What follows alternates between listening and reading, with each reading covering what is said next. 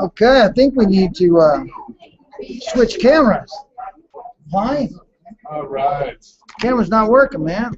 Yeah, it is. I can see it. It's coming off the laptop. See, it's this one. Oh, it's Not that this one. I want this one. It's not plugged in, is it?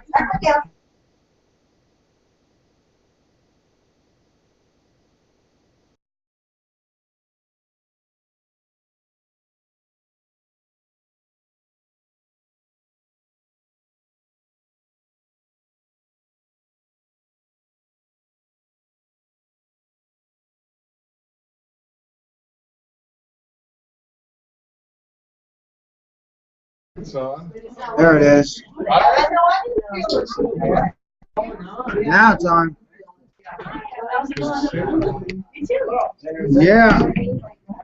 I don't know. I think I like the other camera better, man. Colors come out better.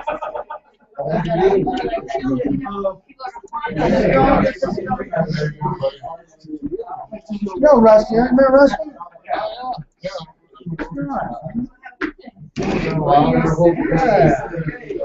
Good to see you. Hello, everybody. My name is Casey, and I'm a recovering alcoholic.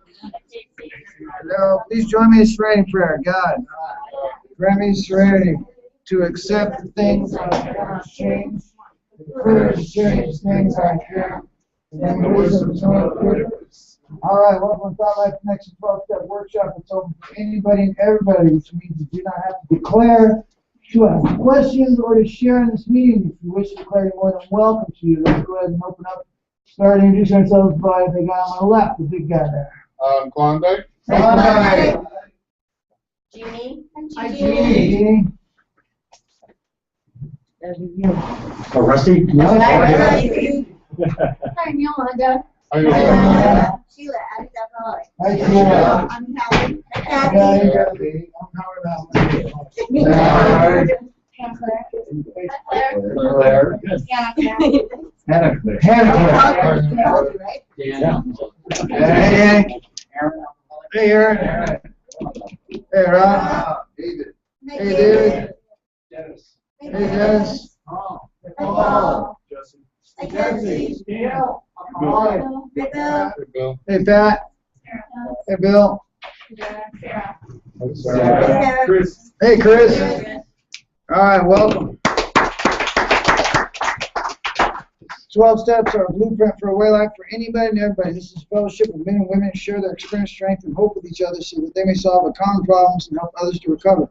The only requirement for membership is a desire to live the 12 steps and have a better life. There are no dues or fees. We are self-supporting through our own contributions. This group is not allied with any sect, denomination, politics, organization, or institution. It does not wish to engage in any controversy, neither endorses nor opposes any causes.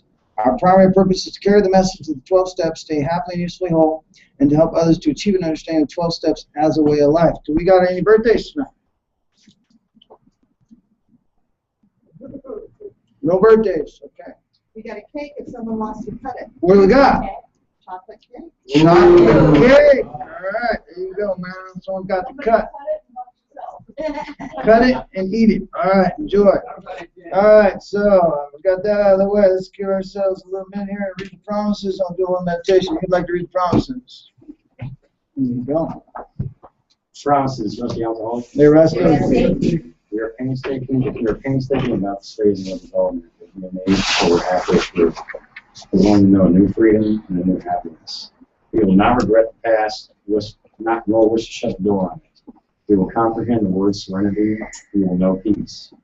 No matter how far down the scale we have gone, we will see how our experience can benefit others.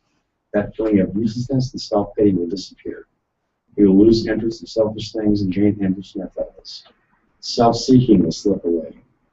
Our whole attitude and outlook upon life will change. Fear of people, of economic insecurity will leave us. We will intuitively know how to handle situations which used to baffle us. We will suddenly realize that God is doing for us what we could not do for ourselves. Are these extravagant promises? We think not. They are being fulfilled among us, sometimes quickly, sometimes slowly. I want you to realize if you work. Thank you. All right. let's hit those lights. Do a little meditation. Get yourself in a comfortable position. Uncross your legs. And shut your phones off if you haven't done so yet. Silence them, please. And then get yourself in a comfortable position. The idea of prayer and meditation to improve our conscious contact with God, praying only for knowledge of His will for us and try to carry that out. And remember, it's God as we understood it. And that's to each individual is what's understood. That's why it's understood to understand. It's not a universal understanding. It's understood by each individual. So whatever level you're at, don't sit there and judge it. Meditation is not for judgment. It's for the purpose of putting your body on a shelf and letting your soul become present. And so as you're aware of that purpose, let your desires be towards your soul being present in this moment. Call forth your soul into this moment in your life. And let your body take a back seat. That's why you're getting comfortable. And as you call forth your soul in this moment, you begin to feel a separation from your body, sort of like a dream state, if you will, a little lighter, less encumbered by the body. And then we're going to let our thoughts unwind. We're going to release them. We're going to do the opposite of concentration, which is going to be decentration. And that's where I cease to stop thinking, and I am just being in the moment that I'm in. This is achieved by desire. And the desire to be still. After a long day of running and thinking and worrying or whatever continuing problems that may be going on in your life, whatever stresses you fall in and out of throughout the day, just take a moment and you can see your day in a flash. And you can recognize what your energy level has been or how centered you've been today, and realize that this is a moment where you can come home. And that home is to awaken your soul to remember who you are. And that your body is not who you are. Meditation transports you from the physical to the spiritual. And this is the only step that you can grow spiritually. So as you're doing this, you're in application just by the purpose of sitting and meditating. And being able to sit down throughout your life and have a quiet place is always so important. When we get caught up, how is it we can just slow things down or access this power that we talk about? We have to become familiar with that quiet place inside of us. And meditation allows us to become familiar with the quietness that's inside each and every one of us. Thinking is very active. This is a procedure to release all thinking, to let it unwind like a spring, like you wind up a spring and you wind up a toy. And when it unwinds, it depletes all its energy. And this is the same for our thinking process right now. Just let it unwind by desire. And I feel like thoughts they just come and they go. Just unwind into zero stillness. Because it's a rest that we find ourselves in wholeness. And that if we want rest, we must find rest in God. And God is at rest. God is that which comes before thinking. So we're going to be still for a moment in meditation. We're going to figure out a way to be still by desire.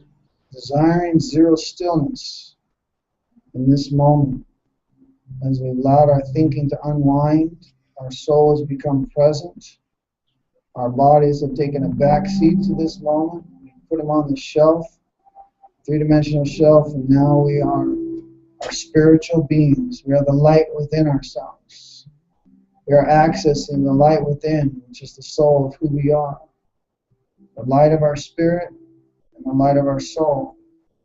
And along with the light of all those things that we desire in life, those truths, the real things, the things that fit into our soul, like those we love, those relationships we have, those perfect experiences with our friends, with our family, or while we're working and we feel creative, we feel productive, we feel like a member.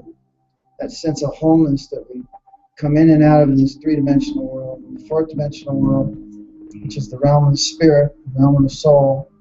There's no divisions anymore. There's no physical form. We're just in pure light, the light of our own soul. And we must find comfort in the light of our own soul. And the way that we get there is we decentrate to zero stillness. So we enter the realm of the undivided by becoming undivided in our thoughts. This is where thinking no longer ceases to exist. And it's just not necessary in this realm. In this realm, we're desiring on our heart's desire, which is to have that soul-to-soul connection with our Creator. As we now level up, we get around to finding our souls in alignment with our desires, and our bodies are set aside. We now open up that door to the light of the universal God, a God that's understood by each and every one of us at our own level. And your Creator never wants you to be anywhere other than where you're at. To know that in this realm, you are complete in the light and in the eyes of your Creator. And to access that completeness by being undivided and becoming one with God in this moment by desire. So I'll manifest my desires to become one in alignment with God's will and God's light, the God of my creation, my Creator. It's understood by me. I now form that bond seamlessly and with full desire, not thinking, just desiring to have that soul-to-soul connection with my Creator in creation. And in that desire comes sort of a dream state, like when you were daydreaming in school where you're not thinking anymore. You're just present in the moment you're in. You're not going anywhere. You're right where you're supposed to be. And you're awakening your own light in this moment. And your light and God's light have now become one. And you now know the ecstasy of God's mind as your mind and the light of your mind has so desired to become one with the light of God's mind. As you knock and it shall open, ask and you shall receive. Do not doubt your connection in this moment. You are fully connected to the light of your source, of your Creator. So as your desire is fulfilled, just take a moment to be at rest in zero stillness while God's healing takes over and heals those things inside your soul and even in your body that need some healing right now while you just stay in the light by desire. See your light and God's light mold as one. In the realm of the undivided, where zero stillness, there is no thinking, there is only knowing, knowing that we're no longer divided. We are in oneness by desire with everything around us. We become one by our soul's desire.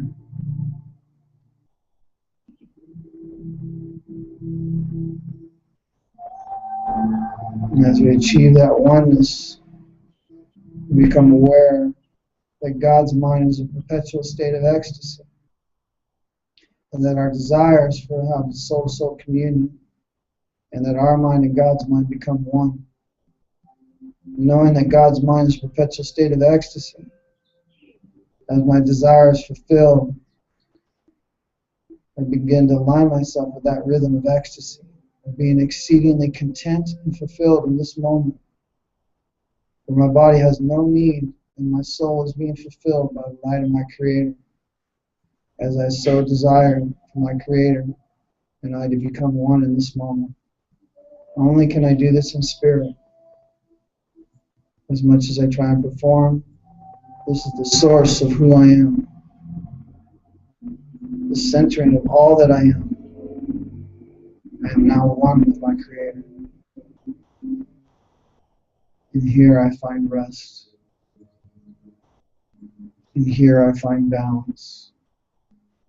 And here I'm no longer divided. Just be still for a moment, timeless, wordless, zero stillness for just a moment, by desire.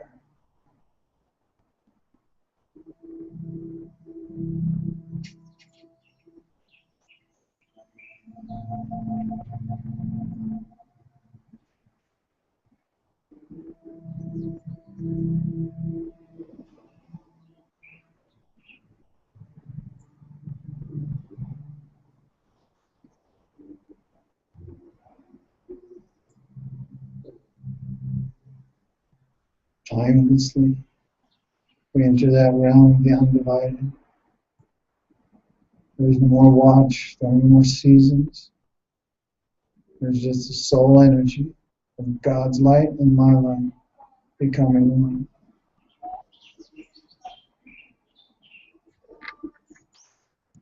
I have knocked and the door is open. I have asked, and now we all have received that connection.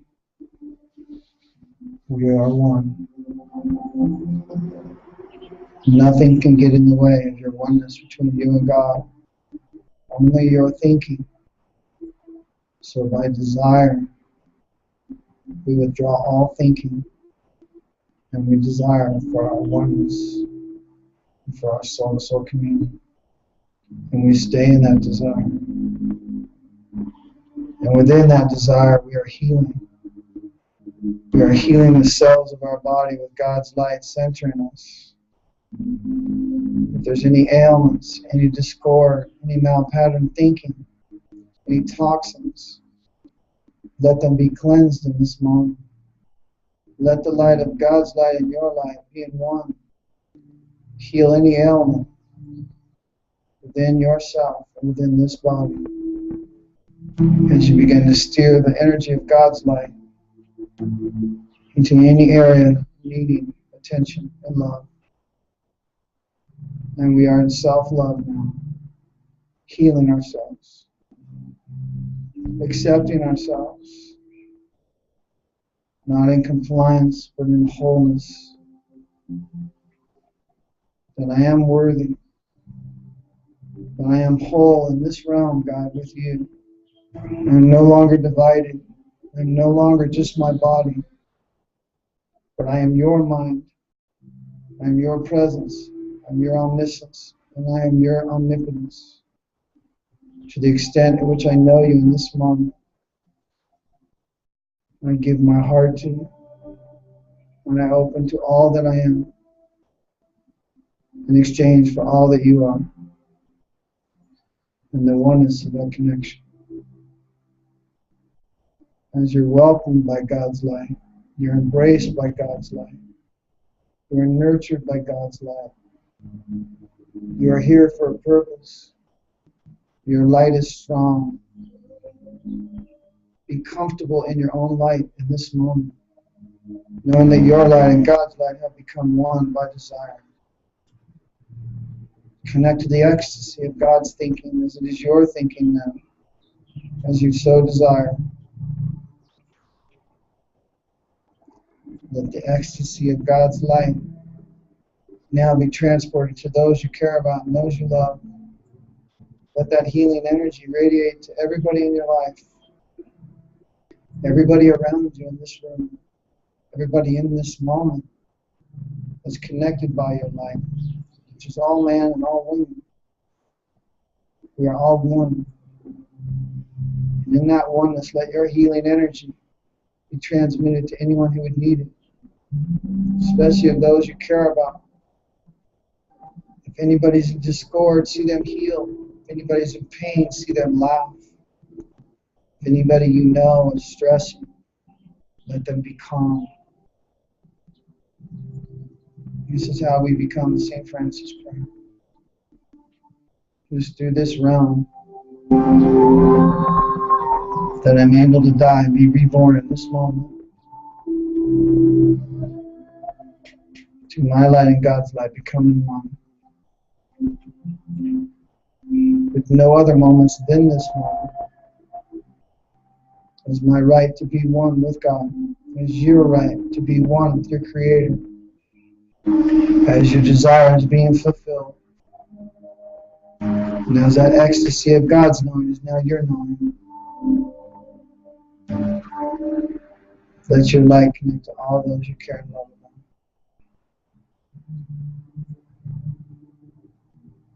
See their light, not just their form. Go beyond the form to the light behind the eyes. Reflecting in everybody you know. In this moment, they feel your love. And I ask you now, can you feel your love to your own self? Bring it back to you. The light you just shed on others, now you shed on yourself. In accordance with God's light inside of you. Feel love for yourself. Learn to be comfortable in self-love. Learn to know the rhythm of self-love. Learn to know the ecstasy of your own thinking, feeling, and acting in accordance with God's will for your life. Let your choice be love, not fear. In this moment, let the light of love be strong. Let these words have meaning beyond what the words are, but to the essence of the idea behind the words, to the truth that we all have that right to be one with our Creator, and that we are now recharged, replenished, and ready to live in the light of God's knowing.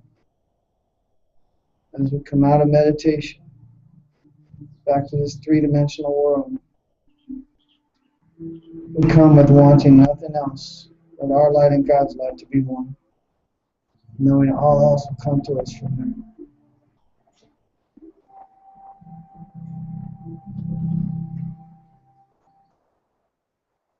Yeah, come on back.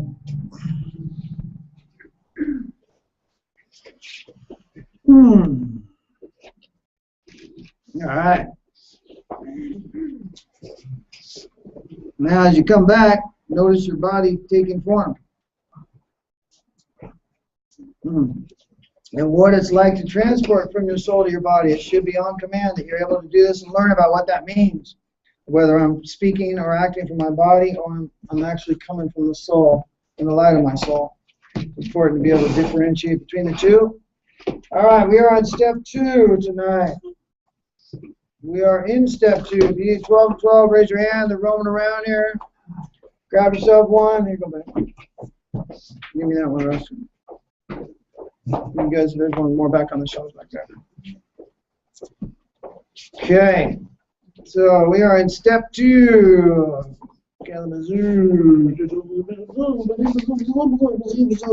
We did defiance last week. So did anybody have any opportunity to do a little bit of looking at that defiance we're talking about? Also, we talked about belief meant reliance, not defiance, and calmly accepting impossible situations, seeking neither to run nor recriminate.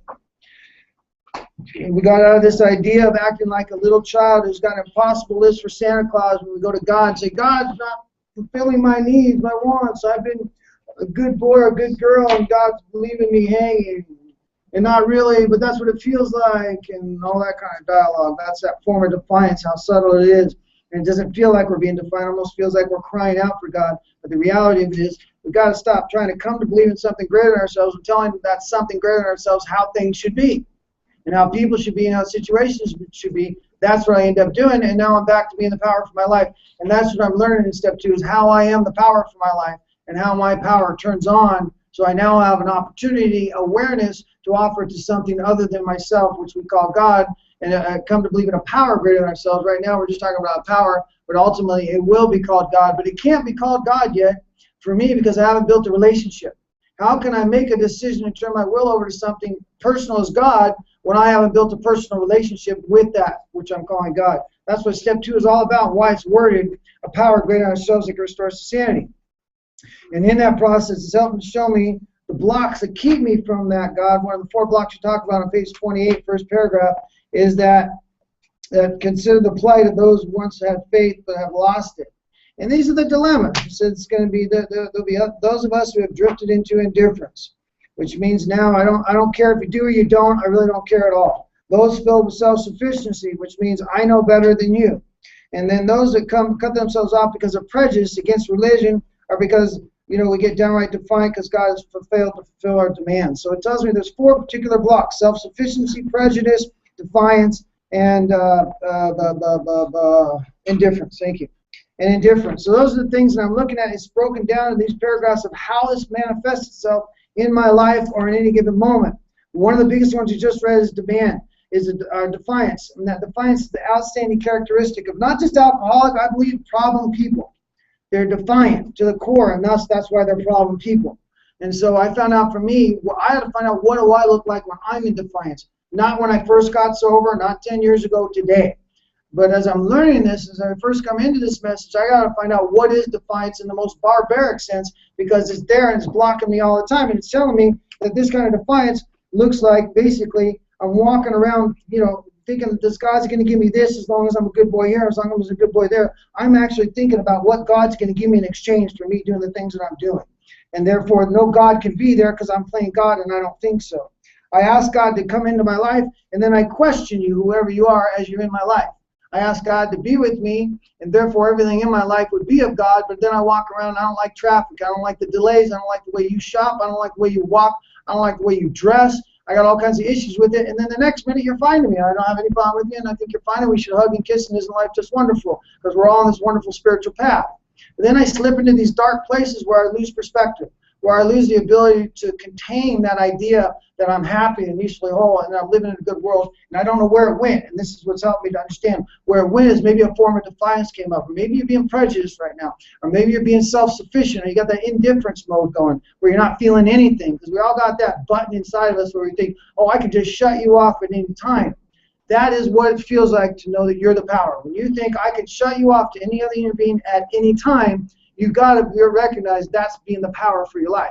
And I don't know if you've ever had that mentality when you're around people or situations where you can just not feel anything, and you can just dismiss them in your mind, and you're not going to access them, and you're not going to acknowledge them, and when you leave this room, you're not even going to think about them again. But of course, that's not true. You're going to be talking about them while you leave, because now you're in a form of defiance. But at this moment, you're vowing not to think about or talk about them again, and you realize you have just become the power for your life because you're the authority. You've formed an opinion, you've judged them, and now you're actually sentencing them to what you're going to do with your energy around them. Another form of defiance, another form of questioning this power is to go to work and then hate your work while you're going to work every day.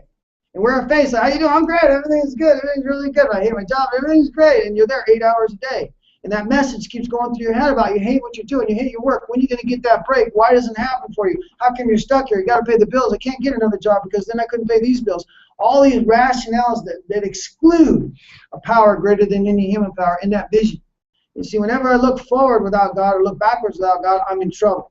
Because the only thing that I can do is relive my past and be fearful of what's coming in the future, because that's all I've ever done all my life. How am I going to do something different unless I have something different or come from a different place? And that's where step 2 starts to help introduce me to that idea of coming from a different place. Just by coming to believe in a power greater than yourself, just open up your mind. And one of the first things it says is quit the debating society, which means quit debating everything in your life, which means quit defying everything in your life. Quit figuring it out. Quit thinking you got it wired. Quit thinking you know. Quit thinking you're on top of that. Just let life be and see what happens. See if you can just watch it happen and actually align yourself with the flow of it as you're coming to believe in a power greater than yourself. Quit arguing with people. Laugh a little. Don't be defiant. Don't be indifferent. Don't be prejudiced. Don't be intellectually self-sufficient. All these things that I couldn't make a list of what I'm not going to be, but I can grab one. And maybe it's just that intellectual self-sufficiency, which we talked about a couple weeks ago, of just looking in your life where you're trying to be smarter than the next guy, where you think you got it figured out so you're not even hearing what's being said to you because it's just a waste of air anyway because you already know what you're going to do.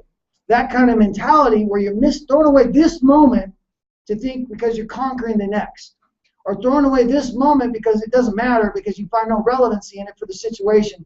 So you're just going to think about what's over there or what's over here, maybe what's back here, and you're never anywhere. And don't realize that's the story of my life.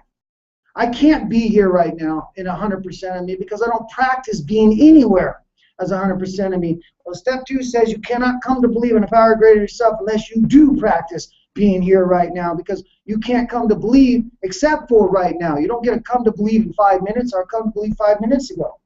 You can come to believe in a power greater than yourself right now that can restore your sanity right now, which is needed right now. And we find out in recovery, it's just a question of just saying, hey, God, can you be with me now?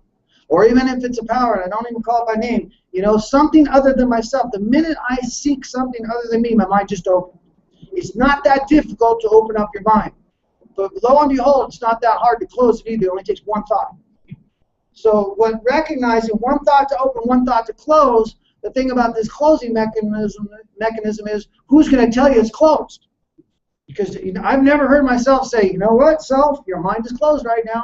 You should open up. As a matter of fact, self doesn't even know that self's taken over. This is how disillusioned I can be. I'm taking over. I kind of feel I'm taking over, but I don't know I'm taking over because I think I'm still trying to be that spiritual guy. I think I'm still in recovery. I think I'm still saying that's love one day at a time. Means it does it, man. While I'm not inside, I'm going nuts. Inside, I can give you a fortune cookie, but inside I'm upset and I'm upset and I'm not doing really well right now. And I can't tell you that because I'm too busy making sure I look good, so I give you a fortune cookie. And I don't understand that this is spiritual pride killing me. Instead of just opening up and saying, how am I doing right now? And bearing that question in mind. I found out for me that when people ask me how I'm doing, it helped me connect to a power greater than myself. That would be a trigger. Then I had to find triggers to help me to connect to a power greater than myself that I was going to call God. That I wasn't just going to happen. I had to find ways that reminded me to check in.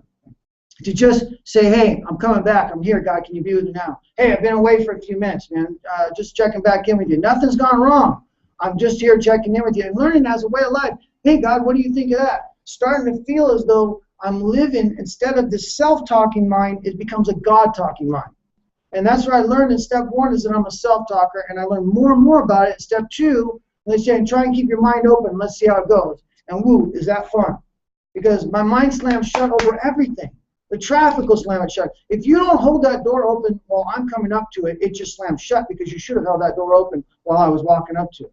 How many times does my mind tell me what somebody else should be doing and I don't even know it? And this is the subtleties of it. And the worst part is if I'm trying to come to believe in something and they're saying, hey, look, we're not even going to call it God right now because that'll just freak you out. So we're just going to call it power. And it can be anything you want, provided it's a power greater than yourself. When I got here, doorknobs were okay and fire hydrants were okay. But I thought about that for a second.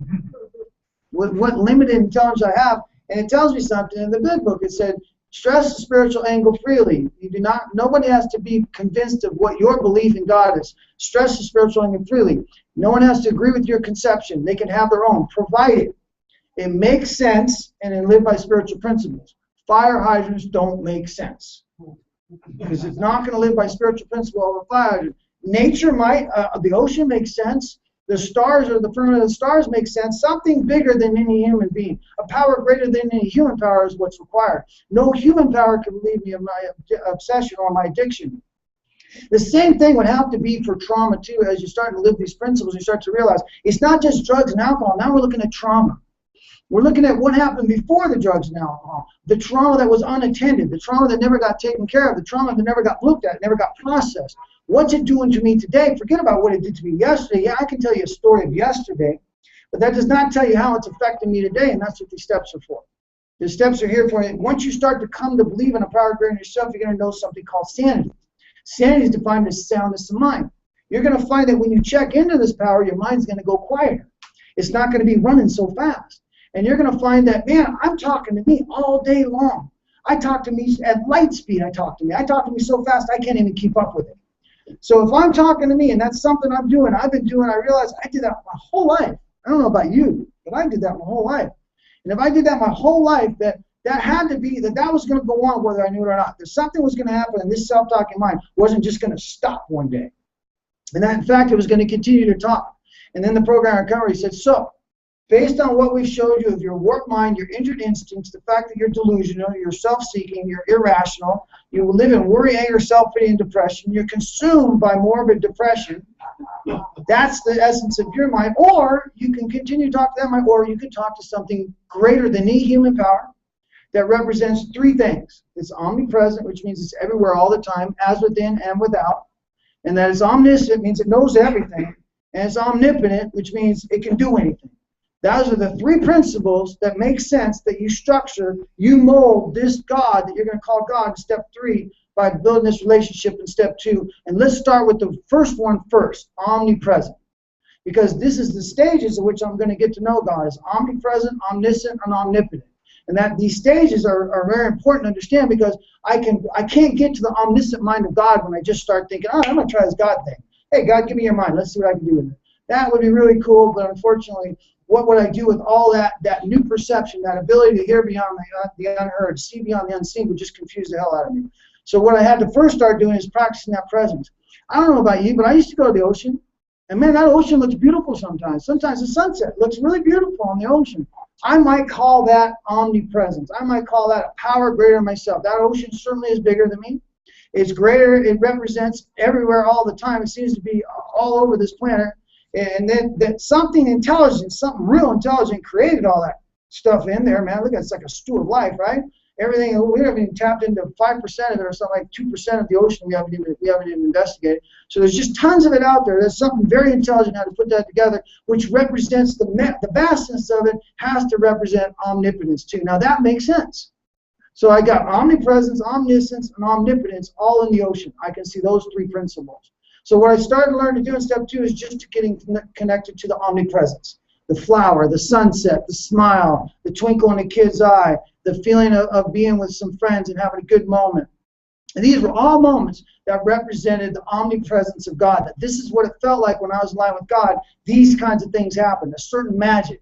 And that within this magic, something else happened, something really wonderful happened. I began to experience the moment I was in, not of myself, but by the desire to be with something greater than myself. I started to hear what was happening right here, right now. And that what went on yesterday and what's going on tomorrow, it didn't pull me anymore like it used to. I could actually find that when I was talking to God, I didn't have to go anywhere else, that I could be in the moment that I was in. And that's for me when I know this thing really works. Because all I had to do was ask, my mind just opened, and all of a sudden I'm quiet. For all the ratness that's gone on in my life, that was a hell of a gift. One that I took for granted right away.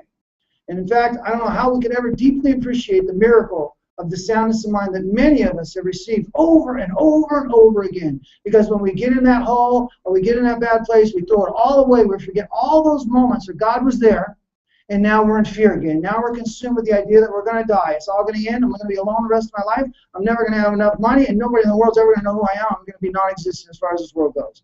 And thus, I'm already dead. So in this script that I got that turns me into that character, it goes on timelessly. It's like a flash. All I got to do is hit one button, and the script just goes, and all of a sudden, I'm in that life. In a timeless flash, I'm in a world where I'm not worthy. I don't have any education. I'm not good enough. I don't know anybody. I don't know anything. And man, it's too much time has gone by. There's no way to repair all the damage that's gone on. And that thus, I'm just, why go on? Why try anymore? Because it's all just hell in a handbasket. You know how I know this? Just look at my track record.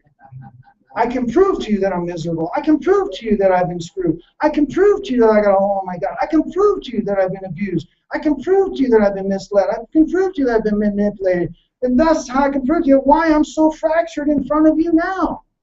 I don't know how, and then I don't realize as I'm validating all that, as I'm proving to you why I'm in so much pain, that in fact I'm inflicting myself with more pain, because how am I going to get out of it now? I just told you how bad it was. I got no idea how good it's going to be or how to get to a good side. As I describe how bad it is, it consumes me. I'm so consumed with how bad it is, that's all I think about is how bad it is. And then I wonder why good things don't happen in my life. Because I'm running around consumed with how bad it is, how bad I got deal. But I'm going to do it anyway. I'm going to make it anyway, because then there's some grandiose side of me that thinks that I'm going to come up with a concept, and that's all I need. If you just give me the money, I'll be fine. You see, and I don't realize how irrational that I can be, that all things work in a building process, even to the essence of building this new character, and that my creator, this power that I'm come to believe in, is not going to ask anything of me that I cannot give at this moment. Because that wouldn't seem right, to be all-knowing and say, I'm going to ask more from Casey, he's capable of giving, so it'll feel like a real, little guy. You know what I mean? It just doesn't make sense. This God of love has been saying there's some idea that I am good enough right now, and that there's more to learn. I'm never done, but how can I be good enough for who I am right now? Maybe this would be a new learning curve. And this thing called self-love. I love to talk to people about self-love, because it's one of my, I love talking about it, but other people don't want to talk about it, because it's almost like talking about death. Nobody wants to talk about it, and everybody's afraid it's coming. And then self-love, nobody wants to talk about it. One day it's going to come. One day I'm going to love myself. Haven't you been waiting that day? Have you been looking that day? One day I'm going to really love myself. When? If it isn't now. And if it isn't now, I've learned that it isn't necessarily about making sure that I get that right now, but starting right now in the application, the building of that character that can self-love, that can know what love is in the moment I'm in, and understand what self-love is, and not just say I love myself, but tell you why I love myself. What God has shown me for the reasons to love myself, what good things God brings into my life that help me to consistently love myself. By all of this, by coming to believe in the power of God in myself and trying to get what does that mean? And then I realized my job, this step, this is one of the most beautiful things I ever realized is that, like I said, if I'm talking to me all day long anyway, about cruddy stuff that doesn't feel good, why don't I talk to something way greater than me that does feel good and then just stay there, and I never have to worry about self-talking ever again if my commitment is to talk to God one moment at a time right now for the rest of my life. One moment at a time that I'm talking to this power that's going to give me soundness of mind, that's going to give me sanity. And so these are the things I'm starting to learn about in step 2. I'm starting to learn about what it is that my mind takes me out, how it goes into the gutter, how it starts to hurt my life. The more that I try and be with a power greater than myself, the more freedom I seem to have from this old mind. So that's what I'm going to talk a little bit about tonight. More of this coming to believe in a power greater than ourselves. Has anybody got anything on defiance or this part about here, calmly accepting impossible situations? Okay, right on. Klondike. Hey, Klondike. Defiant. Giant. Self-reliant to the core. Don't try to tell me what to do. I know what to do. I know how to fix every situation. Thank you very much. That's kind of how I felt this week. You personally know that I've been going through some stuff lately that I don't want to get into too heavy, but stuff that's just really just pretty much tore me down pretty good, and helped me to ask that power greater than myself to help me. Boy, he did. I saw some miracles this last couple of months. I mean, some real miracles. I got out of some pretty funky places, But, like a good alcoholic or whatever trauma guy, I've somehow always get pulled back into it. I'll get that one thought that says, well, they really shouldn't have done that. I mean, I forgive them, but, why did they do that? And once I get into that, then it's, it starts pulling back, and I remember that, okay, that got me in such a mess, but once I release that, toxic thought, it just seems like it starts going in other areas. And I start, at work, and all of a sudden I'm starting to, look at people at work, why are they doing this? Why don't they know that I got too much on my plate right now? Why are they asking me to do this? Don't they know, what I've just been through, and it's just, and that's the thing that starts it up again. And sure enough, I'm just tearing these people at work apart, and I'm feeling like crap again. And once I feel it, and recognize it, I can kind of go, okay, God, let's step back again, and help me out here. And it's just funny how I keep teeter-tottering, but I think it's just my relationship. It's my building my relationship with God right now. It's just, I'm seeing that He works in everything, in every area, that I just got to constantly be with Him. There's just any little trip or any little, taking it back or thinking I got it. It just amazes me how I know for a fact that He helps me. He loves me. I've built a God through help from people here. A kind, loving, caring God. I never even thought of that concept. Well, I can build my own God. I can build one loving, one omnipresent, one, who's just greater than anything, who's all-knowing, all-powerful.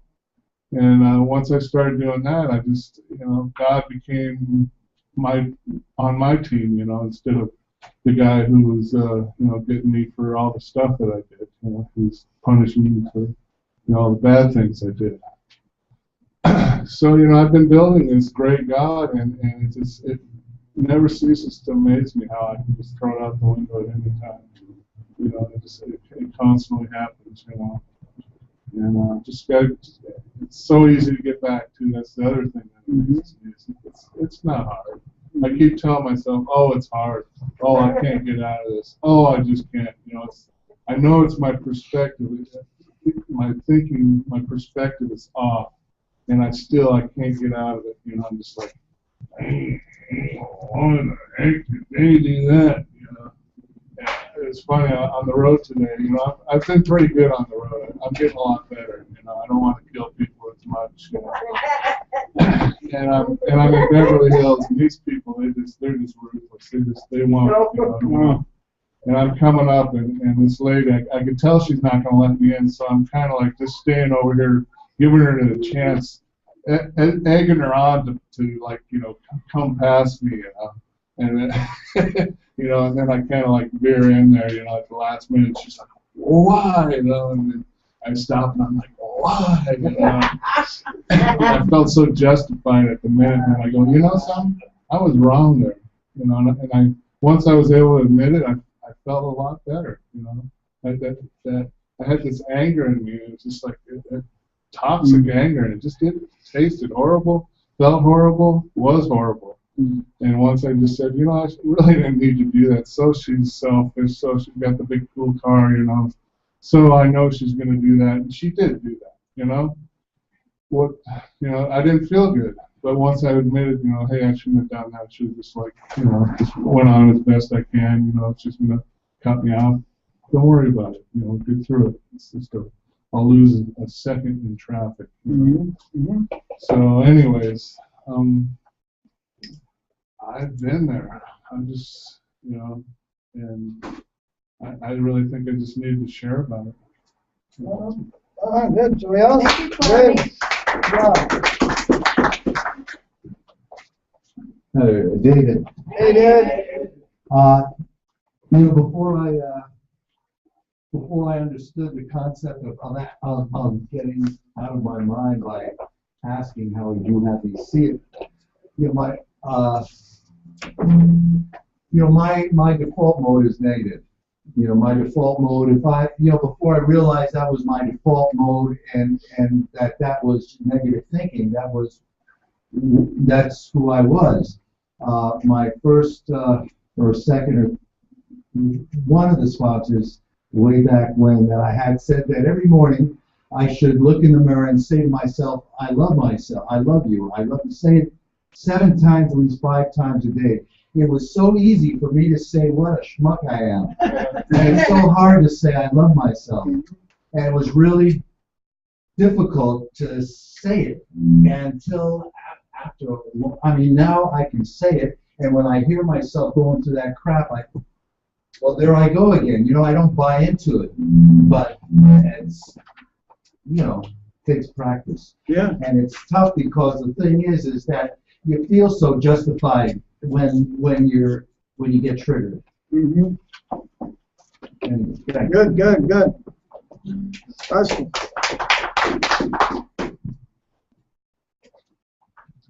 Thanks, Klondike Abuse. That's, I'll tell you, the second step is, you know, I had a lot of stuff happen to me recently, and just like you were saying, Casey, you know, going back, and well, you don't understand what happened. You have no idea. I really just, people just got away from me. They're like, it's hard to hear about it, you know? And, you know, staying in it. And the fact is, like you said back there, it was perfect. You know, it's actually applying the steps, saying, I love myself. Just remind yourself, God loves me, I love myself throughout the day. That's simple. And just keep doing that. Rather than saying that, oh God, you know, I'm being punished for this, I'm being punished for that. And, you know, it doesn't mean anything. You know, it's good share, appreciate it. And through Klondike, that's, you know. Somebody else? Laura? I just triggered some stuff. I'm reading a Sermon on the Mount, which is a book that I dearly love that helped me a great deal in coming to believe in this new God that I was building. And I haven't really read it lately, and somebody else is in it, just resurrected it for me. And then one of the things that it resurrected was how beautiful the language is in there about, it breaks down the Lord's Prayer that we say, a lot of us at the end of the meeting and other meetings, and the Our Father is that if I'm the child of God, then I am part of God. I'm a part of God, and it's one and the same. It's not like God is over there or God is inside me. I and God are the same, is what it's saying. And that, in and of itself, was like, what business do I have saying I have a love of a God and not of myself? If that book tells me that we're one and the same, then, you know, it has to be. So just resurrect that for me. That's all. Good. Somebody else? Hi, you know, I'm Howard, and, Hey, Howard. and, you know, I think so much for me, like, you know, I have this defiant feeling, and I don't even really know what I'm defiant about, and I'm trying to find something. You know, like I'm trying to say, why am I angry with these particular people? And it's funny how so many good things can go on, and then one little bad thing, and that's what I remember. And, you know, I was thinking about this funny movie that I saw one time ago with Billy Crystal, and he'd always say, "Don't get me started," you know, and I know that feeling, you know, don't get me started, because I go down that path, and as Casey has talked about before, you know, we don't bring just that issue to the case, but we bring all our anger and all those feelings, and, you know, now it's blown out of proportion. And, you know, that idea, somewhere in the book where it talks about that we have to adjust ourselves serenely. And, you know, we don't just snap out of it, but we have to actually kind of adjust ourselves to get back onto the right path. And to be able to do that with a certain amount of finesse is what I'm looking at. Good, very good, Howard. Yeah, adjust ourselves serenely with self-discipline. That's exactly what he's saying. And that's the whole point, is a serene adjustment. It can't be this vicious, okay, fine, I'll let God do it. It has to start becoming, you know, that I start to recognize it. So now we're going to read a little bit about emotionalism, which is one of my favorite topics. And interesting enough, they don't really put it in here in terms of one of the flaws of the 4 real blocks, but it really is. And they leave it for the last. And we're just going to talk about how is it that someone can seem like they're doing everything they should be doing, but nothing right is happening for them. And we all learn about this a little bit, you know, how, you know, I don't know about you, but whenever I go to a job, I think I'm worth way more than they're paying me, you know, instead of just being grateful for what I'm getting, you know. And I've had rare moments like that, but overall, I had to realize this idea about thinking that I'm trying to get more out of something than I deserve, even spirituality, even recovery. You know, I'm getting what I'm supposed to get. That's the whole point of step 2 and 3, is the magic is on. It isn't delayed. I've been blocked to it. I haven't seen it, so I can't create more of it. I can't get in the rhythm of it because I'm not familiar with what the light looks like. I'm not familiar with what the light of good thinking looks like. I'm not familiar with the light of good feeling on a consistent level. It's unfamiliar. So, you know, I love this term that I've heard lately, a new natural. And that's kind of what happens to us as alcoholics and drug addicts or traumatized people. We got to find a new natural state, because the natural state we lived in don't work. That natural's bad. It ain't working. I can't go back to that old natural state, and that's what it needs to become, an old natural state. And how I do this is I recognize I'm building a new character, no reference to the old character. I brought to me here a character. It's already built, fully constructed, man. You get one thought, and I'm that guy. And I'm the guy that just looking to get what he can get, what he can do, how he can do it, when he can do it. It's all about me. It's my favorite song in the world. You know, I'm always on my mind all the time. And I like it that way. And this whole character loves being there, and loves to think that there's an angle to get, and loves to think that I do want more than what you're getting, because I'll feel better if I do. And there is a character in here that thinks that if everybody thinks I'm cool, then I will be cool, rather than just knowing I'm cool, right? And just learning to live, I'm cool the way I am. The way I am is cool. I don't have to be something other than what I am. And at what point am I going to arrive in life where I can't be who I am, and that is exactly what I want to be? And it starts in the new character I found out for me. You see, because what it gave me, these steps gave me, is an opportunity to point, to say, that's it. And once I heard this term alcoholism, it gave me an opportunity to point and say, that's the crap that's been eating me up. Now I got something to point at that's not me, but it is inside me. And now once I can find something that's in me that I can identify outside of me, I can do something about it, seemingly what happens. But again, that's just the transmission of me looking for one area. But it allows it. And see, I found out, forget the disease, forget the ego, forget self. The old character and new character tell it all. And they cover from A to Z about a guy who used to live by the sense self, by the senses. Fulfill my body, that's all I want. Sex, security, and society, give me all that, that's all I want. I got the cart before the horse. As long as I have these things, I'll be okay. And it's a lie. I've seen it on TVs, I see it in movies, I see it, people come into meetings all the time and say, I had it all. Let me tell you something. It don't work. But I'm still sitting there going, but I ain't got my shot yet, so let me get my all, and then I'll tell you it don't work, right? Because until I get it all, I'm not going to say I had it all and it don't work. Because I'm going to be the one, I'm sitting there going, once I get it all, I'm not going to lose it all like you did, knucklehead. I'm going to keep it all, right? Because I'm going to be different. I'm different, but I want to be like it. But why do I feel like I'm not connected to anybody? Because I always want to be different. You see, that natural state of always wanting to be different isolates me. The need to let you know that I'm not stupid isolates me. It makes me think for you. Now that's stupid. Because I can't know what you're thinking. I can't know what you're feeling. Even if you tell me, very few people will tell you what they're honestly thinking or honestly feeling unless you're totally connected to them. And unless you've established that kind of relationship. So why am I presuming what's in your mind about me all the time? If you're the boss, or you're the person I'm trying to do business with, or if you got something that I need from you, I'm trying to get something done with you, I'm going to start thinking for you. That's just the worst thing in the world I can do. I'm supposed to get out of there and let God do that for you. And my job is to be the best man that I can be, and that's the thinking that I got to work on, is how to do that with the grace of God.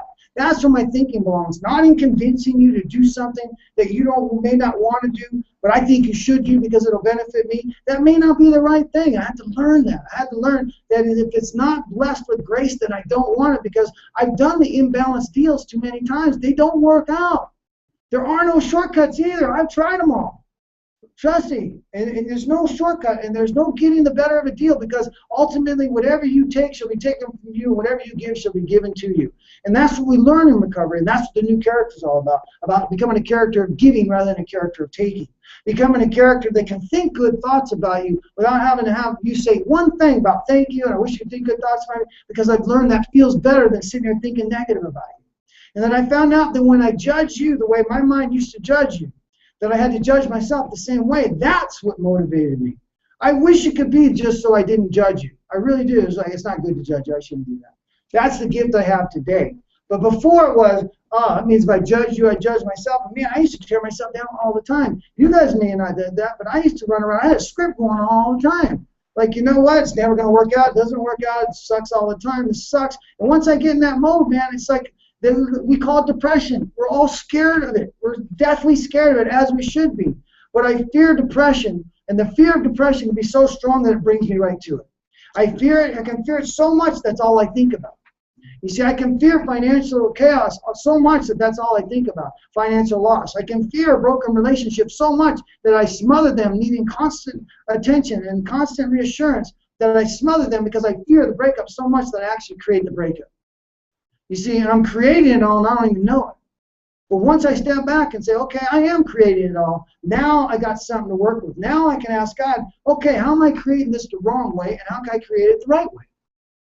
And that's where the greatest learning comes on. If I accept that I created it all, now we've got somewhere to start. Now God and I can work through every bit of my life and get the right scope, the right perspective, and allow it to be something that catapults me forward, not tears me down anymore, that it actually uplifts me. I'm educated by my life instead of torn down by my life. You know, I'm not a victim anymore. I'm what they call a survivor. You know, these kinds of ideas, these kind of little concepts between a victim and survivor. Man, that's a huge gap, though.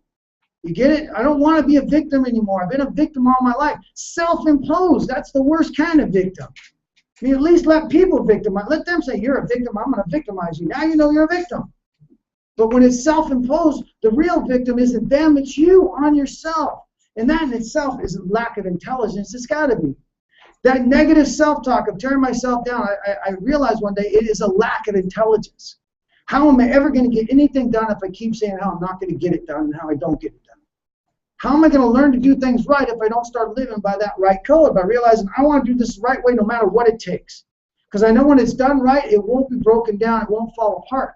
It may not last, it may not be something that's going to go on, but if I build it right, then I know I've done that. I don't ever have to look back and think, you know what, I should have done something different. I should have put more into it, then maybe it would have worked. How many times you looked at something and think you should have done more to it, and then maybe it would have been all right? That's the attitude of not giving 100%. Well, in this way of life, it's saying give all your creator is ever going to ask you for is all that you have in the moment you're in. No more, no less. And all that I have in the moment I'm in is my mind. That's all I have. I don't have this body. It's temporary. What I have is my mind. And you know what? I never gave it to God.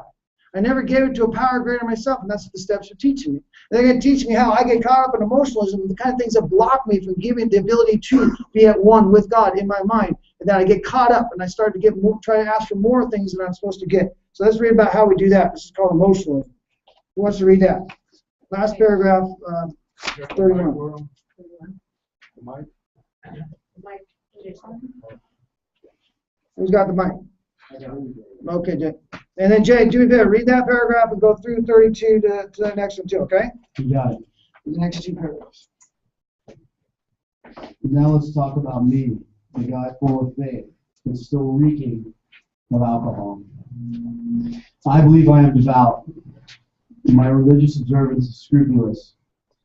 I am sure I still believe in God, but suspect that God doesn't believe in me.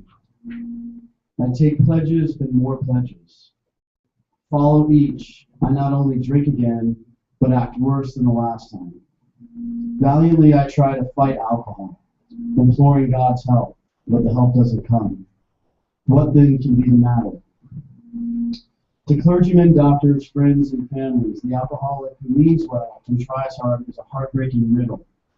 To most AAs, he is not. There are too many of us who have been just like him and have found the riddle's answer. The answer has to do with the quality of faith rather than its quantity. This has been our blind spot. I suppose I had humility when I really hadn't. I suppose I had been serious about religious practices, and upon honest appraisal, I found I had only been superficial.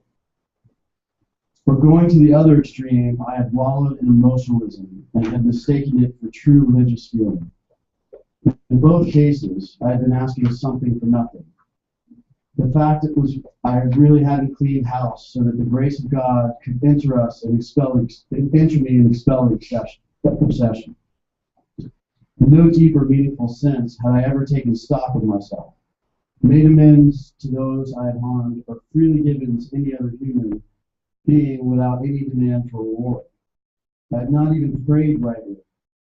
I'd always said, "Grant me my wishes," instead of "Thy will be done." The love of God and man I understood not at all. Therefore I remained self-deceived and so incapable of receiving enough grace to restore me to sin.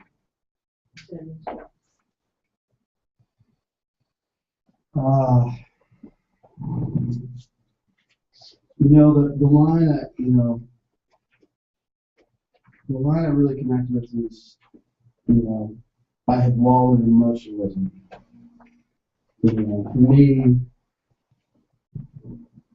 I guess it was better or easier for me to justify, I could go to some spiritual place and pray and then get this sort of like self-induced white light experience that I can walk away with saying I had touched God, and get this sort of emotional intensity, and then I would go right back into that complete self.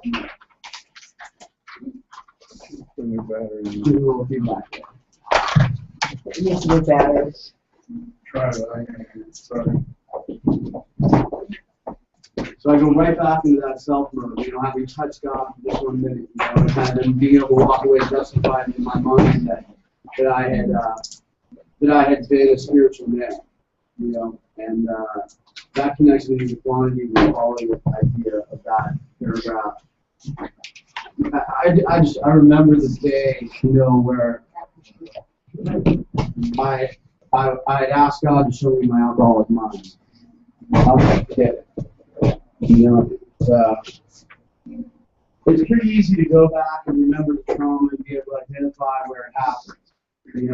Now I can go back and identify that day that it switched.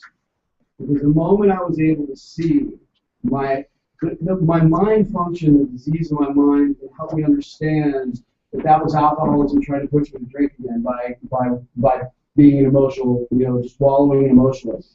That's better. Where I just wanted to, see for 1 minute that now in reverse, that every time those erratic emotions victimized me, I didn't have to be a part of it. And then as I believed in that, and the emotionalism came up, and every time that emotionalism came up, it was a trigger to me to go to God. What happened was that God mindset started growing bigger and bigger and bigger and bigger. And just now it's endless now. It's unfathomable to me.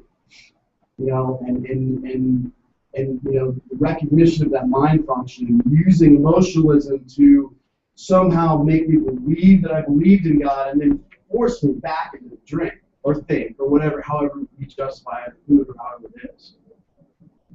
You know, and recognizing that that was like the stripping down of my being, and all the time I was stripping myself down.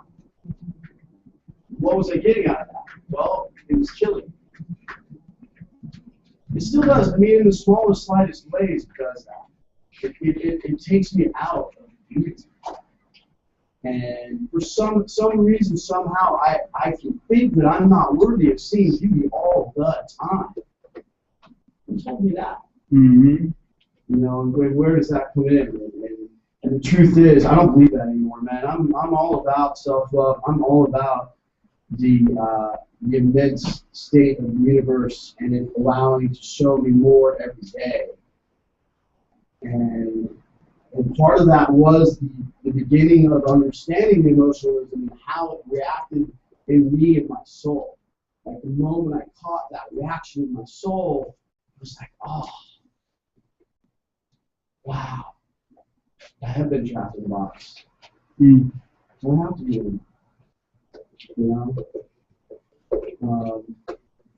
Thanks for letting me know. Yeah, well, Hi, our Thanks, rate Jen. is $40. We don't have it. We just need a little bit more, please. put it in if you can. If you don't got it, don't worry about it. If you got to throw a little bit in there. Thank you. Thank you. Yeah, you know, this thing on emotionalism is really, really helpful for me to start looking at certain aspects of my life. And that's like, you know, a lot of us can get busy. And the idea that somehow, and you wouldn't be the first one, that you're going to use your disease to make a living or to make a lot of money because you're going to now put your disease in your work comes to us. And then, you know, and sometimes it comes in the adage of Bill Wilson saying alcoholics have a higher earning potential than most. And that guy always say, I think that's one of the worst things that we could have ever said, that we have something different than others, man, because that's the one thing we're going to glorify, because how many times you hear that? Hey, man, don't worry about it. You got a higher potential for earning more than most. Don't worry about it. And so that somehow idea that I'm going to put this obsessive compulsive mind that I can get into when it comes to sex, drugs, and rock and roll, and now I'm going to steer it into, you know, Excel spreadsheets, financial pitches, proposals, new designs for freeways, and architectural, you know, DreamWorks coming together. That now I'm going to do all that, and whatever field I'm in, I'm going to steer all my toxic energy into that field, and now I'm going to get rich, but at least I'll use my disease for that. And, you know, it's like, it's one of those things we don't want to say, but you know damn well every one of us is trying to push that button, because if I can just get this obsessive compulsive mind wrapped around this business deal, man, it's going to be on. Better get out of my way, man. How many times do I have to tell you, don't get, boy, you get me on something, watch out, because when I get on it, I'm a pit bull, man. I won't let go. I won't stop. I'll die before I'll stop, man. I'll go with all. I'll go with, you guys said that too? Oh my God, I thought I was the only one. Anyway, so that idea, that's emotionalism. That's asking something for nothing. That's quantity, not quality. You see, quantity is to think about it, obsess on it over and over and over again. You know, how many times have you thought about her or him, or thought about that money deal, or thought about that social status that you might get over and over and over again? How are you going to do it? Get the others. You're going to go there, and you're not going to make your identity, but sure, it's good to think about all the time. Man, it's going to be great. This deal's going to be good, and all this stuff. And we try to make more out of it than we can. She or he is like, oh my God, they're I haven't met him yet, but I'm telling you, they're like this. You know, I've had an hour conversation, but I know all about them. That kind of thinking, you know. Again, it's quality, not quantity. It's not about quantifying something. It's about the truth.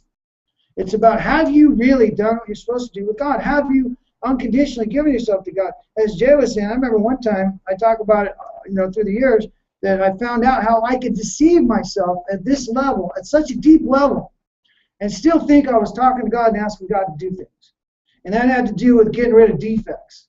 And there's certain defects that I had that I was trying to get rid of, one of them being lust. Now, you know, it seems like no one would want lust, but I sure liked it. And I learned to live in it, and I thought it was some kind of good thing. I thought it was like, you know, being as lustful as I was a good thing. That was a good thing. Unfortunately, I was wrong. Because what it creates is it creates an untrustworthy person. It means you say you're going to do something, or you say you're not going to do something, and you do it anyway, or you don't do what you say you're going to do. And therefore, it's not about to other people. It's not about to women. It's about to your own self, or to men. It's about the integrity to your own self, that when you say you're going to do something, you're going to do it. That's what this program becomes all about now. That's why I said in step 6, don't ever try and demonstrate where you're not at. You can't fail. There is no failure in this program recovery. You set yourself for failure. You think you're not doing a step, or you need to do this or do that. Who's telling you that as you're here tonight? When you get those opinions, just ask yourself that question. Who's telling me that? Because if your answer isn't God, then whatever you got, throw it away, because it isn't going to work, and you've probably been in it for 3 months now anyway. So you got to let 3 months go by before anything that comes up would be a valid effort anyway. I mean, don't get me wrong. It's just better to let God take over. But that idea of like realizing that I can convince myself of the most erroneous things that aren't true, but I think they are true. And in this lust factor, I was asking God to remove lust years ago as I was driving back from a golf game. And, you know, it was a bad golf game, so lust was high because, you know, you want to not feel the pain of the golf game, right? Golf hurts, right? I mean, it's a painful thing going out in beautiful weather. Just in California, you know, it's perfect manicured grass, and, you know, it can be painful getting on that golf course when you don't hit the ball the way you want to hit it. When you're demanding too much of yourself, it can be depleting. It can even be emotionally draining because, you know, you got to pick up the broken pieces of the golf clubs that you got in that golf course because if you hit a bad shot, that's unacceptable. Bust one, and then, you know, once you busted one, you might as well start busting some more too. You know what I mean? Now that you've lost all face, you got to remember you're a grown person. I was a grown man sitting out in public with people I didn't know breaking clubs. That was my MO. You know, and I don't know what you think when someone does that, but I know when I see someone do that, I think that's just idiot. So then I realized, oh my God, I was that idiot many times. So I don't judge it any more than I have a right to, because it'd be a toss pot calling kettle black. But what it did show me is, one, how much I demand of myself that I don't think that God's there, that God is going to prevail in me, that I can win with the grace of God, that it's okay for me to achieve and to succeed in things, that it isn't about entitlement, it's about working for it, and that I deserve it just like anybody deserves it. And then I have to see it that way, and I have to learn to see that through the grace of God. And that's quality, not quantity. And that isn't something that's going to happen just by one moment. Learning to love myself is not going to be a quantitative thing. It's going to be a qualitative thing. You can think, I mean, oh, I love myself, I love myself, I love myself. You can say it a billion times. But if you say it and you feel it once, that's when the magic turns on. And it isn't that you feel it, it's you recognize that God's in you. Self-love is all about knowing that God's inside of you and seeing it in the ways that come out. You're a good person. You do good things. You think good thoughts. Whatever it is you love to do, you're good at. You know, whatever it is that you are good at, revel in that. Know you're good at that, but not in an ego way, in a loving way. In a loving way that you're capable of doing whatever you want to do. You put your mind to it, you can get anything done. I don't need my disease to succeed in business. I need the grace of God. Now I got more than any disease could ever give me. You see, this is quality, not quantity. The things I had to start figuring out. Quantity is, oh, I'll get this done. I'll talk to that person. I'll wheel and deal them over there. I got him in my pocket over here. I got this deal going over there. And if that don't work, I'll just bring this person in. They'll back them up. Because if that goes wrong, I can juggle it over here, and I get that over there, and I got this working over here. And I'm never anywhere because I'm too busy compensating plan B, C, D, and E that are already going on, because nothing ever works anyway, so I better have alternative plans. Man, I got a million of them going on because none of them work anyway. It's hit and miss when it comes down to it. And I don't know that. Again, that's quantity, not quality. Quality would grab one idea and stew in it, make it right. You know, become good at one thing. And then that one thing will lead you to become good at many other things. But whatever you do, that's what we've learned. Do it with passion today. No more compliance with work, with your relationships, with things you do. Do it with your heart now. You're only fooling yourself, man. If you're not there to do it, don't do it. You're better off saying, I don't want to do it right now because I just feel like a brat, than you are to do it with a begrudging attitude and thinking inside your head how much you hate doing what you're doing. Because we live that way too long. It's called wearing a face. I'd rather tell you I can't, even though maybe I think I should, because I'm just not there to do it right now, than to say, I'm okay, I'll do that and not do it. You see, you can't do that anymore. That's what we learn in step 2. It's about quality, not quantity. It's not about how many times you're going to say you're going to do it. It's about how many times did you do it. You see, it's not how many, and I'm going to talk to God this many times. It's not how many times you say you're going to talk to God. It's how many times are you talking to God, and you're talking to God right now. And are you doing it in a qualitative way? Or are you just doing it in a superficial way? Yeah, God's here. God takes care of everything. But there's no real connection to it. What does that mean to you, God takes care of everything? Break that down. Everything is too much. When we want God keeps me in this moment, that makes sense. That sounds qualitative. God keeps me in every moment. It just sounds fake, right? Same kind of statement. But if I can tell you God's keeping me in this moment, that's powerful. That's quality. And quantity is say, oh yeah, I talk to God all the time. God keeps me in a lot of moments. So there's no connection to that. So I'm learning to connect to my own life. And when I ask God to remove lust, I learned that there's a part of me that still wanted to hang on to that. Can you imagine that? That I wanted God to take away the thoughts right now while I was driving, and because I didn't want to do that anymore, but I didn't want you to take the whole thing away. Then where would I be? Then what would I want? For fear that if you take it all away, I'll just become the whole donut. Back in step 3, where instinct and logic seek to bolster egotism and so frustrate and stifle spiritual development. And I don't realize that's what I'm doing. I'm doing it because I don't understand quality. The quality is being with God right now in one thought, not every thought. The quality is that I can be with God right now. I don't know where I'm going to be in 5 minutes, but I can give myself to God in this moment. I'm not going to worry about the next moments to come. That isn't what God's telling me to do. God's telling me, be here now. If you barely can be with me here right now, what the hell are you doing going forward? If you can barely be here with me right now, you got no business going backwards, homie, because it's ugly back there. Look what you painted. Look at the story you've been telling about your life. When have you told a good story? You know what? It wasn't until I got to recovery that I told a good story. A story of good things, good stuff happening. Prior to that, I didn't have a good story. I had a horrible story. Just ask me. I'll tell you all about it.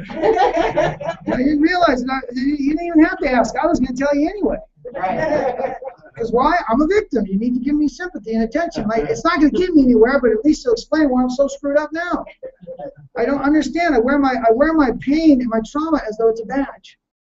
It's my identity. You know how bad I've been hurt? You know how many jails I've been in? You know how rough it's gotten for me? You know where I've been? And I tell you with a little clear, you don't want to turn that guy on. You know, like there's somebody in there that, you know what I mean, is possessed with a lot of crap.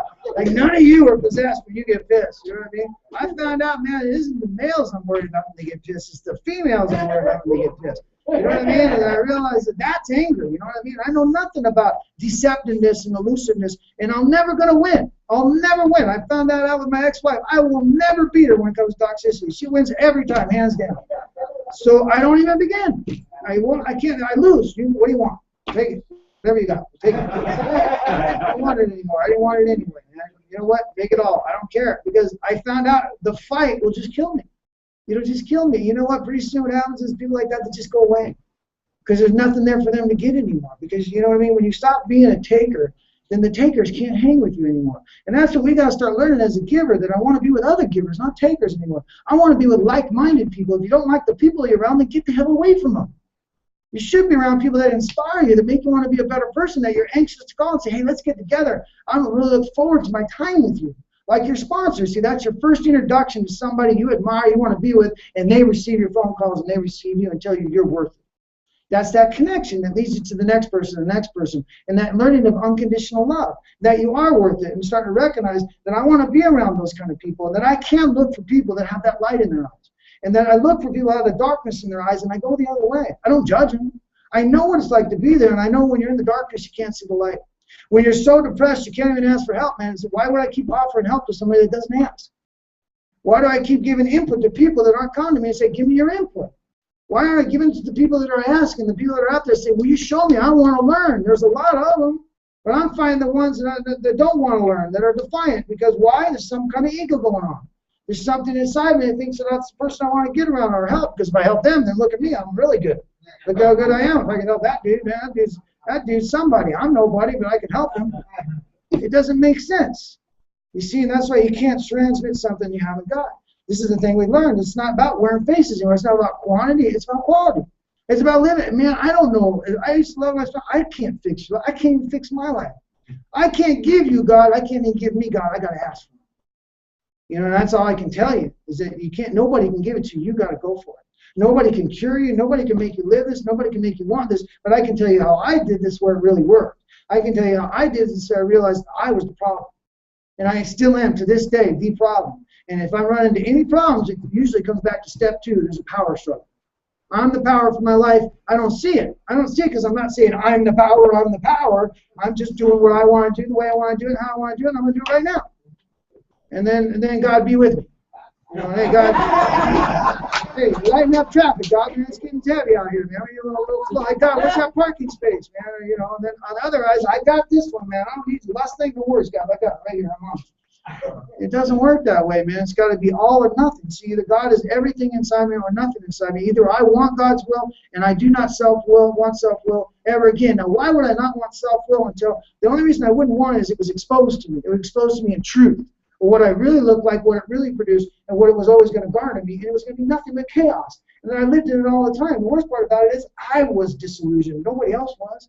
I was only fooling myself to think that I was being positive, optimistic, working hard. And everybody else around me knew that wasn't what's going on. You weren't changing. You're just running the same deal you were running last time. That true change, you know what happens? You quiet down. That's what step 2 says. Sanity is defined as soundness of mind. All of a sudden, I start talking this power, and I get quiet inside. The rat race stops. I start to think of something other than myself. Opening up my mind is like, God, can you be with me now? Can you be with me in this moment, in this room? As Jay said, and as David just said, until I started to learn to ask God, is this how you would have me see it? It's the most powerful tool I got. Hey, guys, this is how you want me looking at this person, this man, this woman, this job, this situation, this business deal, this social setting? Is this the way you want me looking at it? How would you have me look at it? Boy, the magic comes. As soon as you ask and you shall receive, knock and it shall open. How would you have me look at it? This is how I want you to look at it. Just like this, you're going to go here, go over there, and don't worry about the rest. I'll take care of that. Just watch it go in line. Here you go. And then as I look back, I see how God had done for me what I could never have done for myself. And it was far more intelligent than anything I could have ever come up with. In that book that Laurel's referred to called Sermon on the Mount, it says, the meek shall inherit, blessed are the meek, for they shall inherit the earth. And it's a wonderful beatitude because it's about how do you get rich? Because that's inherit the earth, right? Earth possessions. And you know what it is? It's a combination of open mind. That means not in my mind by myself. An open mind with others, a mind not occupied with self, and I was occupied with the power of greater than self. Combination of open mind and complete faith in God. A realization that God's plan for me is far greater than anything I could ever conceive myself. And to allow the plan that God's come about in some way, in the way that God has chosen, divine intelligence has chosen, not some preconceived way that I'm sitting here bitching and moaning about right now. Meaning that my job is to be in open faith, be in alignment with that, trust in that, and to know that God is running the show, and God's results will be far greater than anything I could ever produce, and to trust in that over and over and over again for every moment, from the biggest deals to the smallest deals. That God's will always feels good, and the truth will always set me free. If I'm feeling bad, I've spun a lie. If I don't like the world I live in, it's because I've gone back into that rat race, and I'm now that victim. I'm now the one that's not getting the deals, and I've spun another lie, and I don't even know I've done it. I only know I've done it because the world I'm living in is a world I don't want to live in. And when I'm living in a world I do want to live in, I know I found God's will. Because I seem to not, you don't bother me anymore, and I can tell you it's going to be okay. I can even start to say, hey man, don't worry, it's going to be okay. And all of a sudden I'm carrying a message. And I can prove this from my life that it's going to be okay because I've lived it. And these are the changes that have gone on in my life, like we're talking about tonight. All the changes that we've all gone through, intellectually, mentally, and spiritually, that happen through these steps. Time and time again, it's a program of success, not failure. And then we're finding out this doesn't just work for alcoholics and drug addicts, it works for everybody. Everybody. Everybody. It treats any disease, and you got to realize in the disease world, you got to remember something. There's only one set of steps for everybody's disease. We say how people are different, how everybody's disease operates different. Your addiction's different. You do this drug, this drink, that drink. And then it comes back to the preceding of that disease, which it talks about in here. That my defects are the cause of my alcoholism and my troubles, and that my personal relationships are also equally the cause of all the troubles in my life. That's what I'm here to learn about. What's it like to be with me in a personal relationship to this world, to you individually? And then what defects do I operate in that retreat me into that bad character, that take me in a world I don't want to live in? The defects in me, not in you. Those are the two things I've learned to look at. All my defects and how my personal relationships lay out. You know what? Today I got great personal relationships, healthy ones. And the defects that I live in one moment at a time, I can be entirely ready to have it removed as it comes up in the moment I'm in. So it means I'm entirely ready to have God with me right now and to remove any defect that could come up in this moment. That's what I'm learning this life is all about. This moment, not the next. Can I be with God right now? You're damn right I can. Can you? Can you be in God's mind right now? Can I be in God's intelligence? Can I be in God's presence right now? Yeah, anybody in here can. By just desire. Remember what I said tonight, don't think about it, desire it. Desire is the most powerful force you have. Everything you've brought into your life has come through the energy of desire, whether you know it or not. But if you desire and you don't realize that, which we've learned about, if I keep thinking I'm afraid of things getting broken, you don't understand the universe you live in thinks that's your desire. That you're going to have things that are going to be broken, in your life, that becomes your desire, because that's all you think about is broken things. You don't think it's your desire, but that's all you're thinking about. What would the universe conclude it as? That's your desire. That's what you keep repeating on. Whatever you think about will reproduce itself. There's no other way it could be. That's what we're discovering in life. And if I keep thinking about God in this program of recovery, what produces itself is that God light in this program of recovery. That's what happens. That's why we have to think about it as much as we have to live it. It's twofold. We need a method and a power to live this way of life. All right? We got any time? Where are we at? That's it. All right. That's all the time we got for tonight. All right, we got some announcements. Yeah, I need a volunteer to bring a cake for next week. I'll do it. Okay, great. Are there any birthdays? Oh, thank you, Jane. Thanks. Very sweet of you. All right, any birthdays? If you have one, let Kathy know or let Jean know next week, and we'll get you a cake. Thanks for covering that, Jean. Somebody else, yes? Do we want to start up the literature again? Oh, yeah, we lost our literature guy. He's disappeared, man. The barber man. The barber. Yeah, someone want to take that on? We got to get books, though. He didn't have the books. The books he had, he carried around with him. So does somebody want to take on literature? We need a literature commitment. Well, the books stay here. Bill's got the books, right, Bill? You take all the 12 and 12s, correct? Okay. No, we're just talking about literature for sale, you know, all that other stuff, GSR and all. Oh, you do? Well, then you don't always have to, you know what I mean? That's great. Then just let us know. Why don't you make that announcement that you got literature for sale? People can see it. I have in my car, I have Big 12 and 12, OAA, and then the attic. All right. So Bill's going to be doing both, books and literature. Let's thank Bill. Give me a hand for taking over that.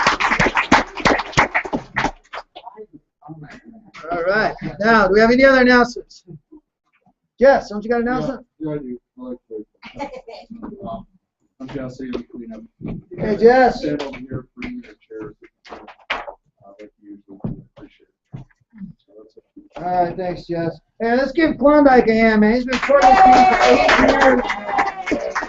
Without this guy, you wouldn't have nothing, man. So it's a lot of work. We appreciate you very much, man.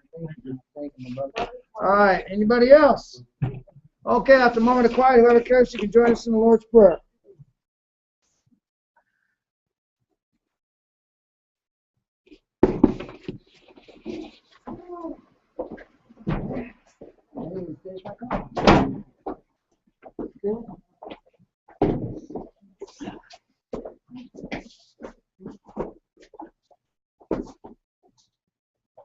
Father? Our Father, who art in heaven, hallowed be thy name. Thy kingdom come, thy will be done, on earth as it is in heaven. Give us this day our daily bread, and forgive us our trespasses, as we forgive those who trespass against us. And lead us not into temptation, but deliver us from evil. For thine is the kingdom, and the power, and the glory, forever. Amen. Keep coming back. Work. No more.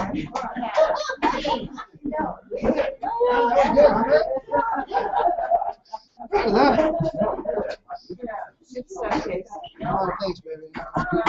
You all shut down.